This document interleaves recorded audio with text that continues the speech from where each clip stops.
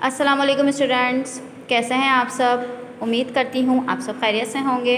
मैं हूँ आपकी उर्दू की टीचर मिस फ़ायका और ये है आपकी उर्दू की बुक। चलते हैं नए सबक की तरफ जो है पेज नंबर 1 पर। पेज नंबर 1 पर सबसे पहले हमारे पास है हम क्या होती है। हम में हम अल्लाह ताला की तारीफ़ बयान करते हैं। इसकी रीडिंग करते हैं। अल्लाह का लेकर तुम नाम, शुरू करो सारे काम। निकले सूरज लेकर नाम, होती है सुबह से शाम। बोले परिंदे अल्लाह अल्लाह, बोले समंदर अल्लाह अल्लाह। नाम ले चाँद भी अपने रब का, मालिक है जो हम सब का।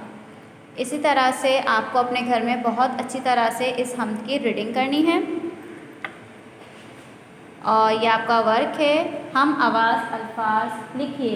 ये वर्क आपको अपनी बुक में ही करना है। जैसे हम आवाज़ अल्फाज कौन से होते हैं, जैसे इन्होंने हमें क्या लिखा हुआ है, नाम, काम,